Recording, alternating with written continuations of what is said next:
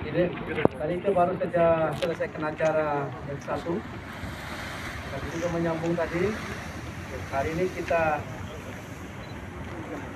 wujudkan bentuk baru, ya, dialog antar umat beragama, tidak hanya kata dan baca, tapi kerja. Dan selamat kepada forum yang sungguh-sungguh hari ini mewujudkan hal yang sesuatu yang baru.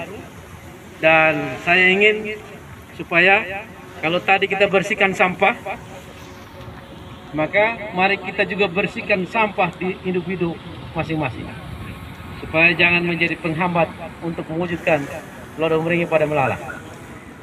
Itu, dan hari ini sengaja kita datang sini dan saya ajak kawan-kawan wartawan semua, kita jumpa pers berkaitan dengan membangun desa wisata. Desa ini indah, ya. Desa yang kita pijak ini adalah desa Perkonda. Tentu ada keindahan dan kita harus pertahankan dan kita tingkatkan. Caranya adalah semua kita terlibat. Pemerintah desa, kemudian di antara kita ada hadir kepala desa terpilih yang tunggu pelantikan. Ada? Belum ada ya. Baik, tapi nanti disampaikan. Kita jumpa pers ini supaya desa Perkonda digerakkan betul-betul untuk bangkit dan kita bangun desa wisata yang sungguh-sungguh, yang kita harapkan nanti memastikan semua rakyat Perkonda akan tiba pada Lodong Meringin pada Melala. Semua rakyat di desa-desa di Sumber Daya akan tiba ke Lodong Meringin pada Melala. Memang syaratnya desa wisata harus bersih, harus sejuk, harus terang dia, harus aman, dia harus kenyang, harus sejahtera.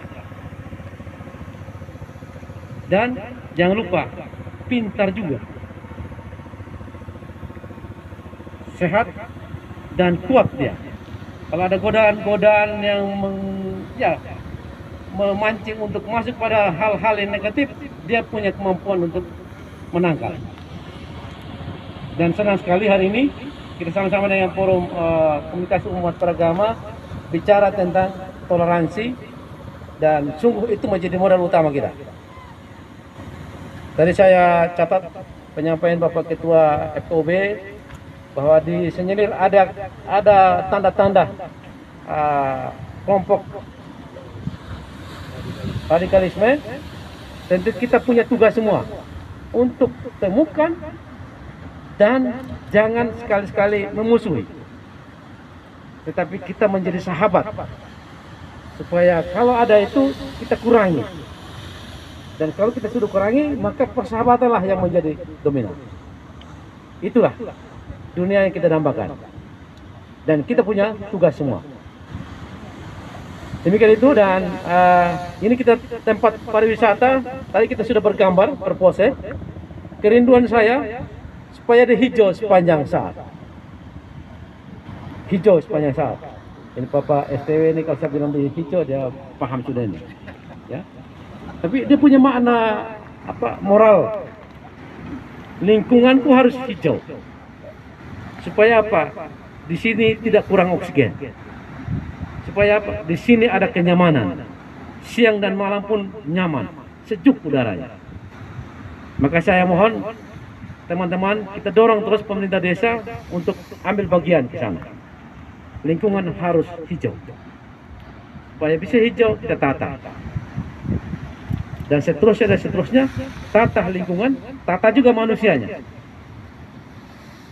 Supaya sungguh-sungguh ikut berperan secara positif. Kerinduan kita adalah pada waktu nanti dikala COVID sudah tiada, kita temukan wisatawan-wisatawan yang sengaja berjalan sepanjang hari dan lupa telah malam.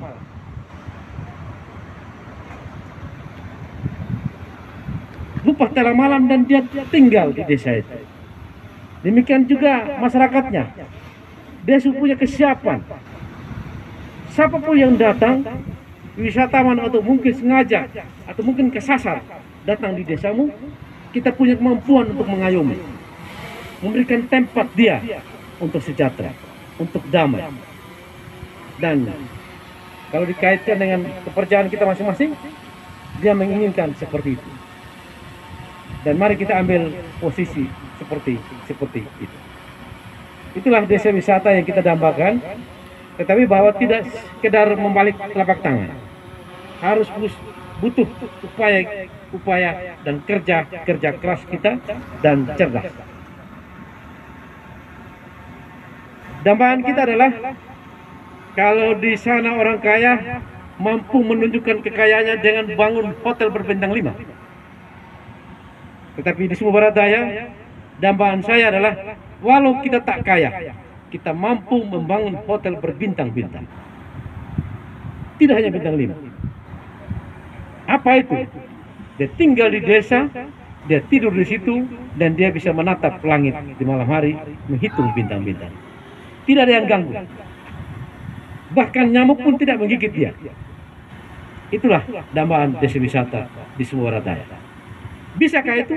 Bisa. Bagaimana caranya? Dengan ketulusan, dengan kecerdasan, dan niat kita semua. Apa itu?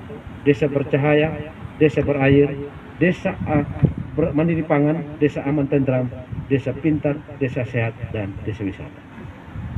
Sederhana saja. Itu barangkali. Dan kalau sudah demikian Bapak sekalian, maka kita tidak perlu mati cepat. Ya. Selalu kita kalau ada yang meninggal, kita selalu ungkapkan berbahagialah di surga. Apa itu di surga? Ada kebahagiaan. Kalau begitu, kenapa tunggu di surga baru kita bahagia? Di dunia kita bahagia. Kalau sudah bahagia, ya sudah. Mau mati juga, tetap juga bahagia di sana. Lebih jangan mati-mati. Kira-kira demikian desa wisata yang kita mau gagas di Sumba Barat Daya. Harapan kita adalah sepanjang pantai ini, ya, yang 93 km garis pantai, kalau boleh ada tempat-tempat spot yang bagus kita hiasi, kita rawat dan kita promosikan, dan datang orang tinggal di sini sampai bermalam-malam dan tidak ada yang mengganggu, dan kita sama-sama membagi sejahtera. Kira-kira begitu teman-teman wartawan. Jadi silakan.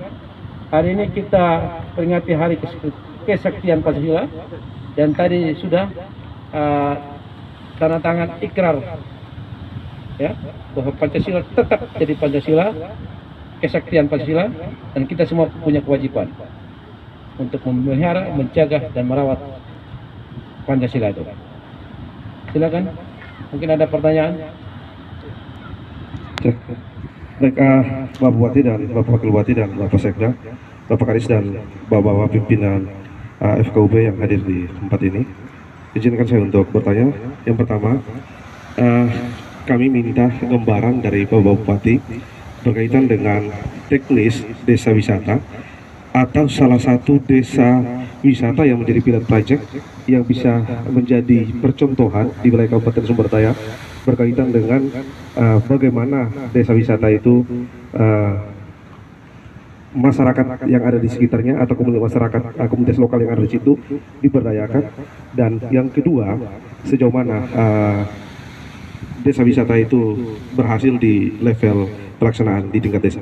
Demikian, itu yang pertama Bapak Bupati, nanti selanjutnya berkembang dalam diskusi. Ya, terima kasih. Saya respon memang, ya. Sementara ini kita bikin SK Bupati ada 24 desa wisata. Tapi tidak berarti bahwa desa yang lain tunggu SK, tidak. Dengan informasi dari kawan-kawan, dengan media, terus kita dorong terus supaya terangsang dan disiapkan dan ikut ambil bagian. Nah, di antara 24 desa wisata, ya, yang telah kita dorong terus adalah desa Ratengkaro ini, desa Meliti Mondate. Itu sudah. Tentu kita butuh mitra-mitra, butuh kelompok-kelompok lain untuk hadir di sana. Demikian juga di Perkonda, ya, kita dorong terus. Nanti Tanjung Grosso dan desa-desa yang lain, ya. Kalau kita terus lagi ke dalam, ya, ada lagi desa di Laura, dan di Wajewa itu juga indah, ya, indah sekali. Dan kita mulai dari apa? Mencerdaskan masyarakat di desa. Nah, saya mencerdaskan masyarakat di desa bukan hanya bukan pekerjaan gampang, sulit, tapi juga jangan menjadi pesimis. Bisa.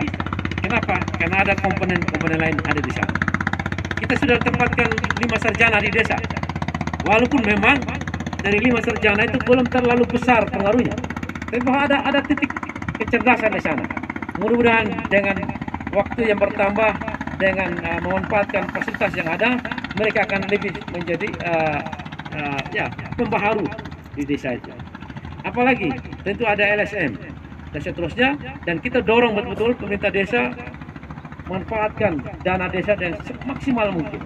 Dari situ dia belajar transparansi dan akan mengurangi hal-hal negatif. Selama ini atau beberapa waktu yang lalu, kalau di media sosial banyak sekali cerita tentang dana desa dan selalu banyak dari kritikan-kritikan. Ke depan tidak boleh lagi. Nanti beberapa waktu akan datang kita akan lantik beberapa desa hasil pemilihan pilkada serentak. Mudah-mudahan itu menjadi tonggak baru untuk ke sana. Dan seterusnya. Kira-kira begitu. Silakan. Baik, yang kedua Bapak. Ini kan kita sudah masuk pada level 2 untuk COVID-19. Sebentar lagi kita mungkin akan selesai dengan kasus ini. Kira-kira desa wisata secara teknis apakah sudah siap untuk menjemput pariwisata yang akan terus berlangsung di Kabupaten Sumber Daya? Ya, terima kasih. Kalau ditanya siap, saya jawab ya siap. Tetapi bahwa dalam keterbatasan, ya. Tapi kita dorong terus. Pertama, COVID-19 kapan dia selesai tidak ada yang mengetahui kapan. Tapi kita doa bersama dengan kepatuhan kita semua, ya. Jadi dengan COVID-19 sesungguhnya memberi manfaat untuk kita desa di Sumber Daya. Bahwa rakyatnya sudah mulai perilaku hidup sehat dan seterusnya. Kita akan pertahankan terus itu. Ya. Terus kesiapan desa nanti begitu COVID tidak ada lagi, tentu saya lihat optimis, ya. Kerinduan dulu supaya rumah-rumah adat menjadi tempat untuk dapat menerima tamu dan bahkan menginap di situ sudah kita persiapkan dan kita dorong terus dan seterusnya. Terus juga tentang ritual-ritual adat budaya kita dorong, walaupun sekarang akan tertahan gara-gara COVID-19, tetapi ke depan kita akan tata dia supaya begitu COVID tidak ada lagi, turun di bandara sudah ada informasi lengkap dan dia akan menuju daerah-daerah yang mungkin lagi lakukan ritual adat. Itu menjadi kekayaan kita bersama-sama. Barangkali itu, silakan. Oke, izin Bapak, saya Rian dari NTT News. Saya mau bertanya terkait satu hal penting, di mana kira-kira di tahun 2019 pernah di-launching destinasi wisata yang akan ditata rapi oleh Pemda dan bekerja sama dengan desa.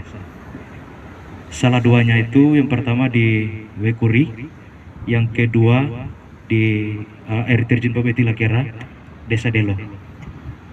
Nah, sesuai pengamatan saya beberapa hari terakhir Bapak, mungkin ini kesempatan istimewa.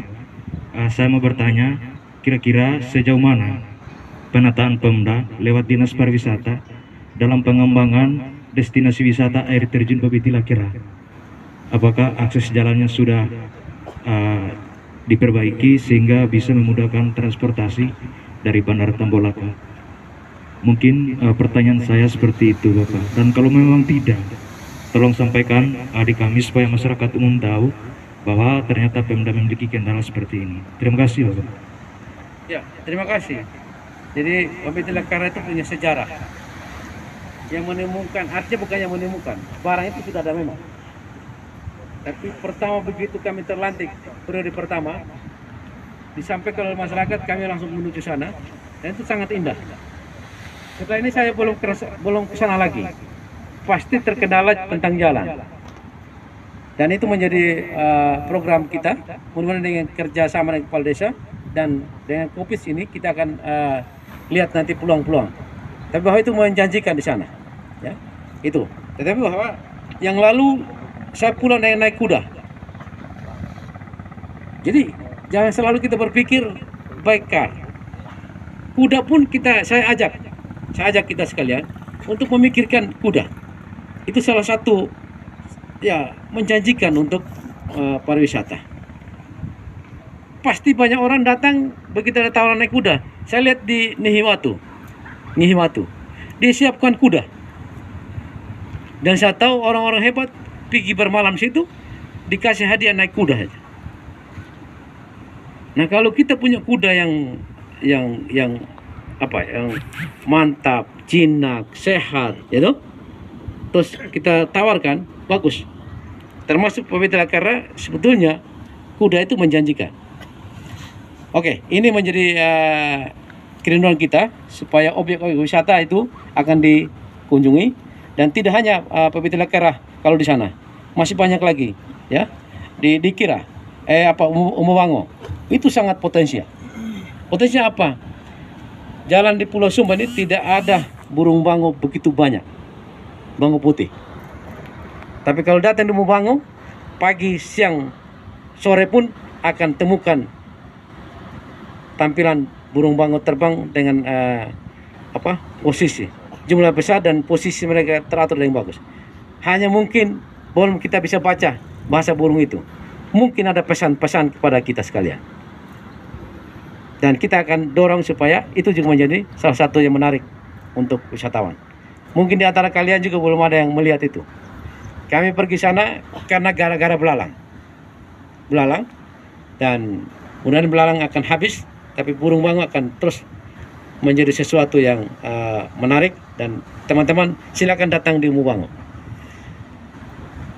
Silakan. Jadi berkaitan infrastruktur menuju objek wisata itu menjadi tugas pemerintah.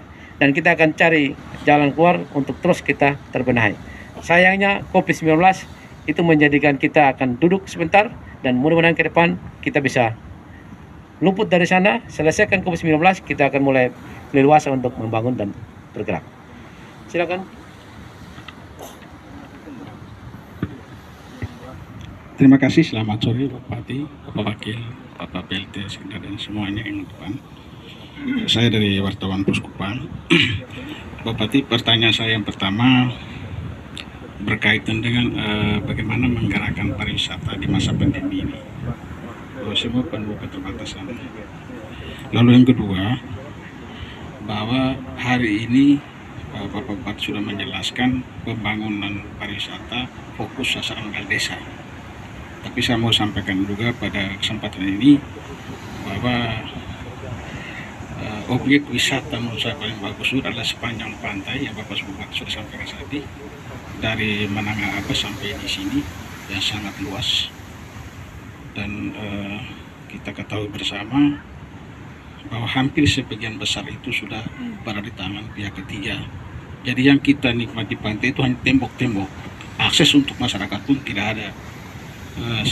Pada kesempatan ini saya ingin bertanya ke Bupati, bagaimana sikap pemerintah terhadap ini. Jangan sampai kesannya hanya PT akan, tapi tidak pernah merealisasikan membangun di daerah ini.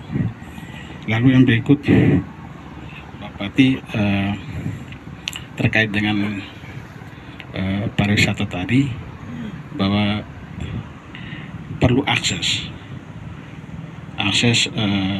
infrastruktur jalan, akses informasi sehingga orang mudah untuk berpikir komunikasi di mana saja berada di tempat lokasi yang dikunjungi. Misalnya internet, kita kesulitan kalau kita mau melaporkan suatu pantai, kita malam kesulitan. Lalu yang berikut Bupati, hal lain soal keamanan, karena itu juga terpenting, khusus di wilayah pantai seringkali wisatawan mengalami kendala. Karena itu kami dari media sangat berharap kira-kira apa langkah konkret pemerintah untuk sementara waktu mengatasi itu. Bupati, kaitan dengan 24 desa yang menjadi fokus pembangunan pariwisata, kami ingin juga mendapatkan gambaran apakah kita baru sebatas hari ini dan akan Bupati mau melakukan SK untuk membangun, atau ini sudah terlaksana, sehingga kami ingin juga mendapatkan gambaran seberapa jauh kesiapan desa waktu itu, artinya aksesnya wisata atau kita baru memulai. Terima kasih dan saya kembalikan. Baik, terima kasih. Berkaitan dengan penguasaan land tanah lahan daerah-daerah objek wisata, dan bagaimana dikaitkan dengan aksivitas publik. Ya, kita memang harus kita persiapkan aturan-aturan supaya menjadi pijakan untuk kita menjaga supaya konsep objek wisata yang menarik itu jangan sampai hanya dimiliki oleh seseorang. Ya, tentu kita akan dorong, tetapi jangan kita terlalu juga pesimis terus sampai menjadi merubah image investor, menahan diri. Kita jaga, tapi tidak juga untuk menutup supaya jangan sampai kita tidak bisa lagi akses pada daerah-daerah yang indah. Kita dorong supaya yang indah itu menjadi milik semua. Bisa dia gampang datang di sana dan tidak merusak, tapi juga menjadi milik bersama. Itu kira-kira. Terus memang kita butuh investor, kita butuh pihak ketiga. Di dalam kita membuka ruang itu tetap kita memperhatikan kepentingan publik untuk tetap mengakses sesuatu yang indah itu. Terus berkaitan dengan infrastruktur ini menjadi ya terus kita dorong ya. Kita tahu bahwa daerah ini miskin. Tapi jangan karena kemiskinan terus kita stop bermimpi. Harus kita dengan cara apa? Kerjasama pemerintah desa, kabupaten, dan pemerintah pusat, dan juga dengan pihak ketiga. Bisa. Pikir nanti kalau begitu ada penguasaan lahan situ, orang kaya pasti dia akan berani juga membangun jalan. Tinggal kita komunikasikan dan seterusnya. Itu barangkali Pak. Terus berkaitan desa wisata yang 24, tentu memang kalau ditanya apakah sudah selesai, belum. SK itu untuk mendorong supaya teman-teman di desa dan kabupaten menjadi acuan untuk kita dorong supaya desa itu kita dongkrak untuk segera menjadi desa wisata. Apakah selesai? Belum selesai. Teruslah, ya. Dan sambil itu juga yang desa-desa lain kita dorong dan seterusnya. Terima kasih atas waktunya. Mungkin dari saya, Isto wartawan Kominfo Bapak, yang saya ingin tanyakan di sini mengenai pengumutan liar di wisata Bapak. Mungkin ada kebijakan yang harus diambil oleh pemerintah daerah untuk mengatasi hal tersebut Bapak. Karena namanya masyarakat pasti melakukan hal seperti itu Bapak. Terus yang kedua Bapak, berkaitan dengan batu cincin Bapak yang ada di Wat Meladong, mungkin saat ini mengalami kerusakan dan itu menimbulkan penyesalan bagi masyarakat. Mungkin ada langkah yang harus diambil oleh Pemda untuk memperbaiki agar wisata itu tidak rapuh begitu Bapak. Mungkin itu dari saya kembali. Yang pertama tadi apa? Oh ya, baik, pemungutan liar. Begini, sekarang Pemda kerjasama dengan Kakanwil Kemenkumham, kita lagi mempersiapkan perda yang kiranya akan menutup hal-hal kemungkinan terjadinya pungli. Kita lagi persiapkan. Kenapa? Karena aturan baru kita harus dengan Kemenkumham, dan tidak serta-merta kita langsung buat perda terus kita harus dengan itu, dan mudah-mudahan nanti tidak ada lagi pungli, ya. Tetapi bahwa masih butuh waktu, ya. Adapun pungli itu kalau kita cek memang sebetulnya situ ada bateman di desa, tapi belum optimal, ya. Tentu kita harapkan nanti pemerintah desa yang ada, bateman yang ada, terus juga sarjana pelopor, terus juga lembaga-lembaga yang lain di desa akan dorong supaya tidak ada pungli. Tapi bahwa itu wajib dia membayar, tapi yang dibayarkan itu untuk dikelola untuk bersama-sama oleh pemerintah desa atau di tingkat kabupaten. Tetapi dasarnya harus dengan aturan, ya. Dan sementara ini saya mohon teman-teman wartawan, kalau ada itu harus jelaskan kepada wisatawan kenapa terjadi demikian. Ya, membandingkanlah dulu supaya mereka jangan kapok, sambil kita juga berjuang supaya jangan terulang hal-hal seperti itu. Itu terus yang kedua, batu cincin. Iya, batu cincin ini harus ada yang menulis. tentang Bacut Cintin. Baru setelah itu pendapat masyarakat bagaimana. Ternyata pendapat dunia harus dibangun, kita rancang. Tinggal sekarang kita harus cari gali bagaimana menulisnya supaya sesuatu yang menarik itu, ya, dan seterusnya. Bahkan saya pikir harus ada batu cincin itu kan dikaitkan dengan percintaan dan seterusnya, supaya buat filmnya itu dan seterusnya bisa aja, ya. Jadi saya ada niat juga untuk bangun kembali itu, tapi kan butuh uang banyak, Pak. Tanam tiang di situ, tapi kan bisnisnya harus jelas, ya. Tetapi kalau sejarahnya ada dan itu menarik, ya, kita bisa tawarkan, begitu.